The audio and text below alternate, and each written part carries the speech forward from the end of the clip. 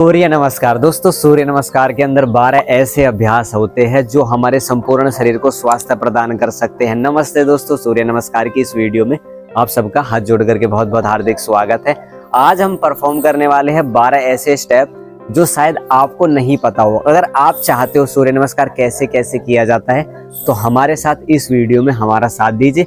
आइए चलो दोस्तों वीडियो में आगे बढ़ते हैं। पहले हम जानेंगे सूर्य नमस्कार की विधि, फिर इसके मैं आपको फायदे भी आज बताऊं। सूर्य नमस्कार करने के लिए सर्वप्रथम तो आपको अपने मैट के ऊपर जाकर के ऐसे खड़े हो जाना है।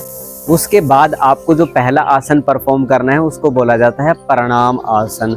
देखो, प्रणाम आसन करने का सिंपल सा ही वे है और सबसे आसान आसन है सूर्य नमस्कार के जितने भी आसन होते हैं, क्योंकि ये सभी आसन एक दूसरे के पूरक है। एक कर रहे हो तो दूसरा होगा, दूसरा कर रहे हो तो तीसरा होगा। देखो विधि में आपको बताता हूँ। अपने दोनों हाथों को साइड में से उठा करके और प्रणाम मुद्रा, यानी कि आपने प्रेयर देखा होगा स्कूलों के अंदर प्रेयर कैसे होती है, उसी मुद्रा के अंदर आपको चले जाना है और अपने हाथ के जॉइंट्स को यहाँ पर ऐसे अपने दोनों ब्रेस्ट के बिल्कुल बीचों बीच आपको ऐसे कर लेनी है और हल्का सा आंखों को बंद करके सांसों की गति को आपको सामान्य कर देना है और सूर्य के अभिमुख आप हो जाएंगे, ऐसे खड़े हो जाएंगे ऐसे।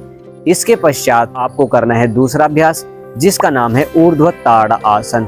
ऊर्ध्व ताड़ आसन करने के लिए आपको अपने हल्के से पैरों को खोल लेना है और सामने की तरफ हाथों को फैला करके धीरे धीरे ऐसे अपने हाथों को ऊपर की तरफ लेकर के जाना है, कान से टच कर लेना है ऐसे। और अब अपनी हथेलियों को ऐसे बाहर की तरफ खोल करके अपने हाथों को चाहे तो आप इंटरलॉक कर सकते हो। इंटरलॉक नहीं कर पा रहे हो ना तो धीरे धीरे करके अपनी बैक को आपको बेंड करना है, पीछे की तरफ मोड़ना है जितना आपसे हुआ जा सके। देखो धीरे धीरे जाना है, ज्यादा जोर जबरदस्ती इसमें नहीं करनी है। अगर आप जोर जबरदस्ती करोगे तो चक्कर खा करके आप गिर भी सकते हो। तो दूसरा अभ्यास हो गया हमारा ऊर्ध्व ताड़ासन। जितना आपसे पीछे की तरफ झुका जा सके उतना आप झुक करके ऐसे ये अभ्यास परफॉर्म कर सकते हो।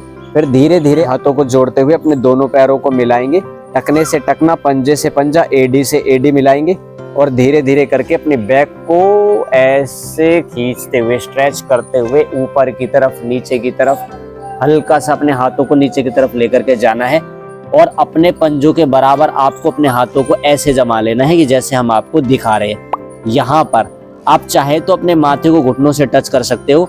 अगर आपके घुटनों से माथे टच नहीं होते तो ऐसे भी आप इस आसन को परफॉर्म कर सकते हो। ये हो गया दोस्तों तीसरा अभ्यास।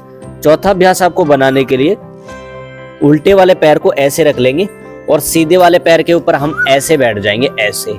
इसके दो वे होते हैं। एक तो आप मुझे सामने की तरफ देख रहे हो, अपने हाथों को ऐसे करके और ऊपर की तरफ देखते हैं ना जब हम ऐसे, एक तरीका ये हो जाता है, एक तरीका ये हो जाता है। इन दोनों में से आप कोई भी तरीका यूज कर सकते हो। अपने पैरों को सीधा भी कर सकते हो या पैर आपके सीधा नहीं होते तो ऐसे भी आप अपने पैरों को लेकर के चले जा सकते हो।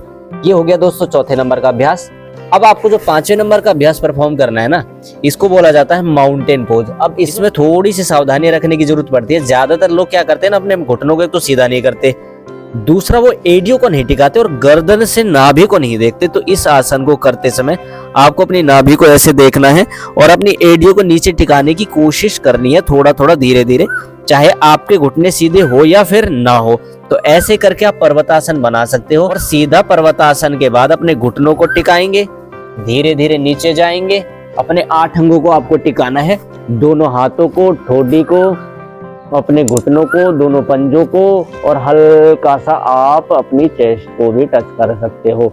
इसको बोला जाता है दोस्तों साष्टांग प्रणाम आसन। इस अभ्यास के बाद में जो 7वें नंबर का अभ्यास है उसको बोला जाता है भुजंग आसन। देखो भुजंग माने सांप होता है और सांप के जैसी आकृति जब हम अपने शरीर को दे देते हैं ना तो वही अवस्था हमारे लिए भुजंग आसन कहलाती है। आपको अपने पैरों को ऐसे रखना है तो ऐसे रख लो, नहीं बाहर की तरफ भी खोल करके आप रख सकते हो। ये हो गया दोस्तों 7वें नंबर का अभ्यास। 8वें नंबर का अभ्यास तो रिपीटेड है। पर्वतासन आपको दोबारा से बनाना है जैसे हमने अभी बना दिया है।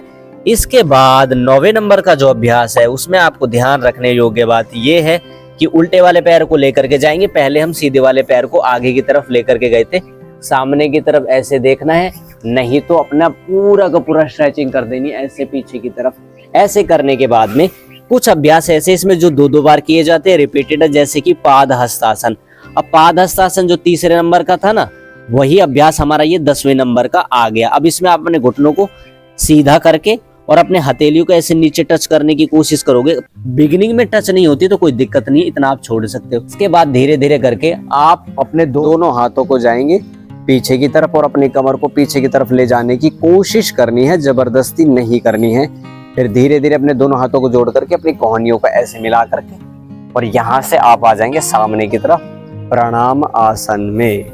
ये हो गई दोस्तों सूर्य नमस्कार के 12 अभ्यास जो हमने एक ही बार किए हैं। ऐसे आप सूर्य नमस्कार कर सकते हो। अब मैं करने से पहले कुछ सावधानियां और कुछ इसके लाभ है ना, वो भी आप जान करके जाना।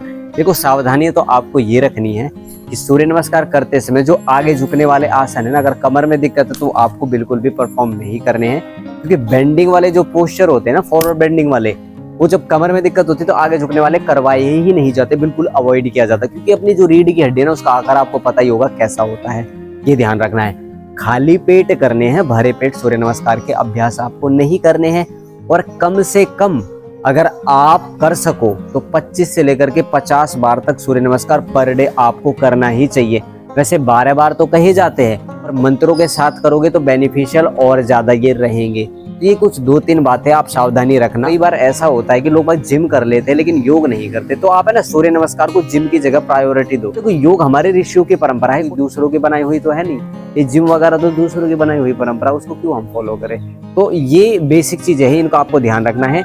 और इम्पोर्टेंट लाभ जो है इसके 2 मैं वो बड़े आपको बताता हूँ कि अगर आपको मोटापा है या आपको डायबिटीज नाम की समस्या है, ये दोनों की दोनों बीमारियों को ये खत्म कर सकता है।